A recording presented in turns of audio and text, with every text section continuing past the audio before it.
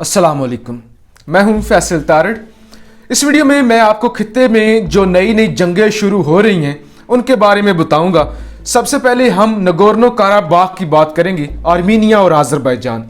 आप लोग जानते हैं कि 27 सितंबर 2020 को आर्मीनिया और आज़रबाईजान के दरमियान जंग शुरू हुई, जो कि तुर्की और पाकिस्तान की मदद से 9 नवंबर 2020 को आज़रबाईजान ने ये जंग जीत ली और नगोर्नो काराबाख को आज़रबाईजान के हवाले कर दिया गया। रूस ने इस जंग में अहम किरदार अदा किया और आर्मीनिया ने खुद घुटने टेके। आर्मीनिया ने खुद कहा कि खुदा के लिए हमारी आज़रबाईजान से जान छुड़वाएं। एग्रीमेंट हुआ और एग्रीमेंट के नतीजे में आज़रबाईजान की जो विक्ट्री है वो डिक्लेयर कर दी गई। लेकिन आर्मीनिया को बहुत गुस्सा था। ये सब कुछ आर्मीनिया ने चाहते हुए नहीं किया, बल्कि ना चाहते हुए उन्हें करना पड़ा, क्योंकि तुर्की और पाकिस्तान का साथ ही इतना मजबूत था कि घुटने टेकने पड़े आर्मीनिया को। अब जनाब, जब वो जंग खत्म हो गई थी उसके बाद आर्मीनिया के अंदर इतना कुछ हुआ कि वहां के सदर के ऊपर, वजीर आजम के ऊपर हमले भी हुए, कातलाना हमले। इवन उन्हें अपना वजीर खारजा, वजीर दिफा भी फारिग करना पड़ा। जब ये सब मामलात हो गए और अल्लाह का शुक्र है कि जीत मुबारक हुई आज़रबाईजान को और इस्लाम की बड़ी फतह हुई, अब ये जंग दोबारा से शुरू हो रही है। अल्लाह ना करे कि ये जंग दोबारा से शुरू हो, लेकिन माहौल ऐसा बन रहा है कि जैसे जंग दोबारा से शुरू हो जाएगी। मेरे पास इस वक्त जो डॉन न्यूज़ की खबर है उसके मुताबिक नगोर्नो काराबाख पर दोबारा से हमला हुआ है। हमले के नतीजे में एक फौजी हलाक हुआ है। ये आज़रबाईजान का फौजी था। हमला हुआ है आर्मीनिया के जो बागी हैं और आर्मीनिया की जो फौज है उनकी जानब से ये हमला किया गया है। अल जज़ीरा की भी यही खबर है कि नगोर्नो काराबाख के ऊपर हमला हुआ है,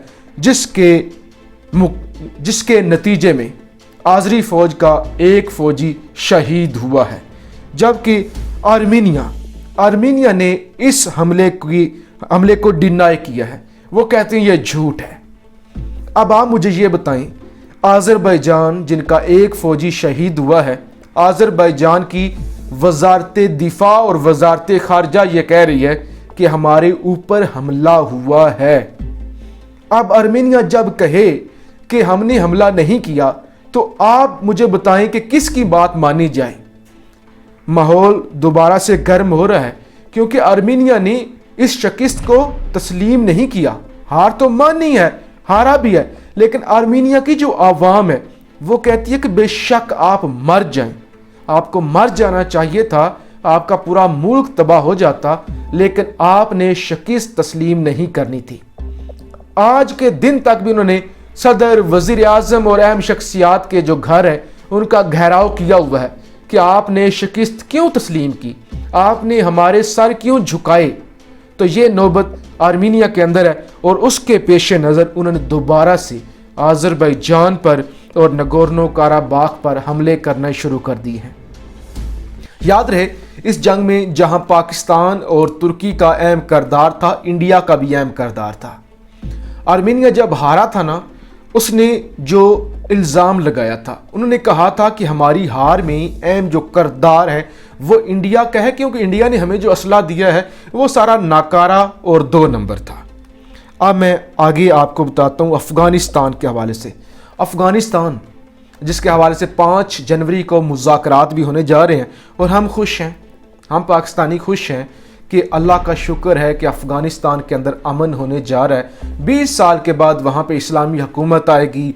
अमेरिका सुपर पावर जिसने घुटने टेक दिए और निकल रहा है, लेकिन उसके बावजूद हम हर रोज़ देखते हैं कि वहाँ पे शिद्दत पसंदी में इजाफा होता जा रहा है। मेरे पास जो वाशिंगटन पोस्ट की खबर है, वाशिंगटन पोस्ट लिखता है कि टारगेट किलिंग ऑफ जर्नलिस्ट, जो सहाफ़ियों की टारगेट किलिंग है उसमें शिद्दत आती जा रही है काबुल के अंदर, अफ़गानिस्तान के अंदर।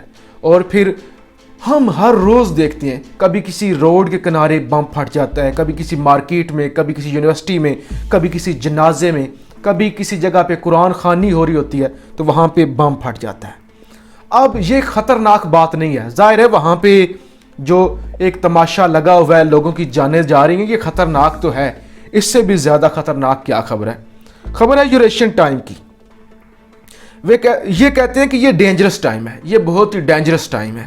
کس کے لیے؟ پاکستان کے لیے۔ کیوں؟ کیونکہ جو فوج نکل رہی ہے نا افغانستان سے امریکی، ان کو ریپلیس کر لے گی امریکہ کی خفیہ ایجنسی بلیک واٹر۔ ہم بظاہر یہ سمجھ رہے ہیں کہ امریکی فوج نکل رہی ہے۔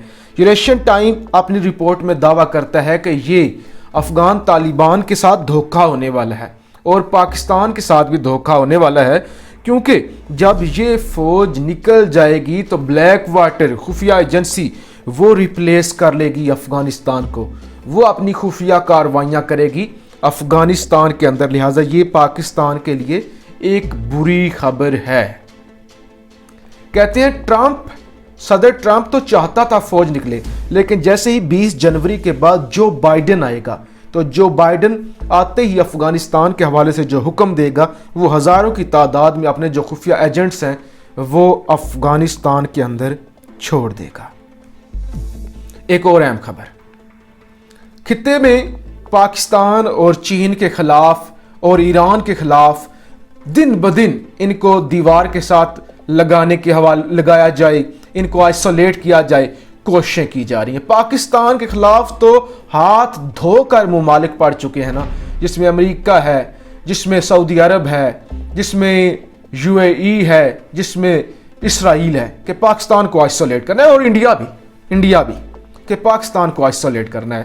ہر میدان میں، ہر محاذ پر جہاں ہو سکتا ہے پاکستان کو آئسولیٹ کرنا ہے اور پھر چین کو بدنام کرنا ہے۔ میں آپ کو پہلے بتا چکا ہوں کہ جس طرح سے چین کو بدنام کرنے کی کوشش کی گئی کہ افغانستان میں 10 چینی جاسوس پکڑے گئے ہیں اور پھر وہ افغانستان کے اندر ISI کے ساتھ مل کر حقانی نیٹ ورک کے لیے کام کر رہے تھے۔ الزام لگا جو کہ افغانستان کی حکومت نے جس کو ڈینائی کیا، ریجیکٹ کیا کہ ہم نے کوئی بھائی چینی نہیں پکڑا۔ پھر میں نے آپ کو بتایا کہ اسرائیل اس وقت آفر کر رہا ہے انڈیا کو کہ تم پاکستان اور چین کے خلاف جنگ کرو، ہم مکمل طور پہ آپ کے ساتھ کھڑے ہوں گے۔ یہ اسرائیلی سفیر جو انڈیا میں ہے وہ انڈین حکام سے ملا ہے اور اس نے ایشورنس کروائی ہے، گارنٹی دیا کہ اسرائیل آپ کے پیچھے ہوگا۔ اب وہ ہانگ کانگ کو استعمال کر رہے ہیں۔ ہانگ کانگ کے حوالے سے ایشیا ٹائم ہانگ کانگ کا بڑا اخبار ہے، اس نے ایک جھوٹی خبر نشر کی تھی کہ سی پیک سے چین پیچھے ہٹ رہا ہے۔ اب بیجنگ نے امریکہ کو یہ دھمکی دیا، امریکہ کو یہ وارننگ دیا کہ اگر تم نے لڑنا ہے تو ہم سے سیدھا لڑو، تم ہمارے معاملات میں ہانگ کانگ کو استعمال کرنا، ہمارے جو ڈومیسٹک افیئرز ہیں اس میں ہانگ کانگ کو استعمال کرنا بند کرو۔ تو امریکہ اور اسرائیل مختلف ممالک کو استعمال کر کے اس وقت پاکستان اور چین کے خلاف سازشیں کر رہے ہیں، کھیل رچایا جا رہا ہے۔ خطے میں ہم جو سمجھ رہے تھے نا کہ امن ہو رہا ہے، وہ سارے امن جو ہیں یہ ممالک مل کر تباہ کرنا چاہتے ہیں۔ ایران میں آپ کسی وقت بھی دیکھ سکتے ہیں کہ کوئی بڑا حملہ ہو سکتا ہے۔ پھر ہم نے نگورنو کاراباغ کو دیکھ لیا کہ وہاں پہ حملے شروع ہو گئے، ہم نے افغانستان کو دیکھ لیا، ہم چین اور پاکستان کے حوالے سے دیکھتے ہیں۔ تو یہ اس خطے میں آگ بھڑک رہی ہے، یہ کسی وقت بھی ایک بڑے طوفان کی شکل اختیار کر سکتی ہے اور کچھ بھی ہو سکتا ہے۔